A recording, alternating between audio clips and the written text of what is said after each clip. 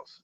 Okay. Now, something I want to ask you about that because I've always wondered this. I talked to a couple other people, but I want to get your take on it. Now, a lot of people, I think a young black person fares the best going to a HBCU. And I only say that because I'm into black history. Like I'm into our culture. I think that's kind of something that should be taught along with all the book knowledge that you may need to be successful in this world. Like, what's your honest take on HBCUs versus like PWIs?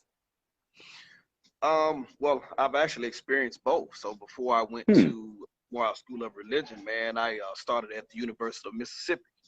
Hmm. So I went there for a year, and I can tell you, man, there's a major, major difference. Hmm. When I got to the HBCU, man, it was the nurturing.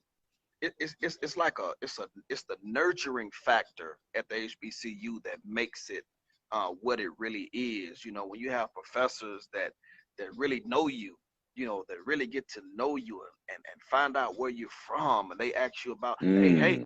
who's your grandmother when you come to class, you know, things of that nature. So it gives it, even if you're in a big place, it gives it a small feel, right?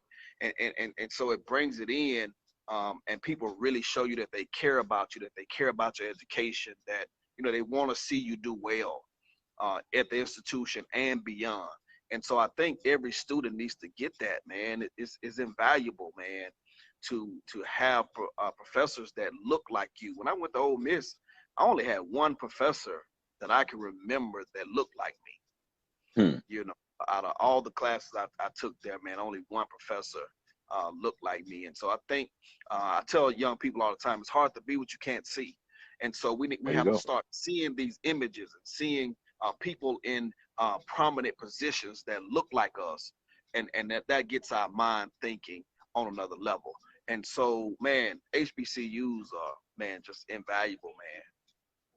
That's what I figured. And I wish when I was a teenager, and even my mom, she was trying her best to help me out, but I wish the people around me kind of shed more light on that because I had a couple homeboys who I went to junior high school with and high school with, and they end up going to HBCUs. And when I would see them at a young guy, I didn't quite understand the differences I was seeing in them, but they felt when I would see him and talk to him, it was almost like they was connected to something. You know what I mean? They was from Yeah, Sacramento. They went to HBCUs in Atlanta. And these brothers went to Atlanta in the late 90s. They ain't came back yet.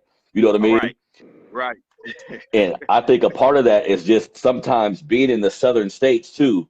There's like a home feeling. There's like a more connected to our roots. And that's just something I'm here in California. And I think the farther you get away from the South, the farther you get kind of disconnected from a lot of those things who make us who we are. Now, you mentioned that your grandma was like a big motivation in everything you do, but seeing that you've written like 21 books, brother, give me like, what was your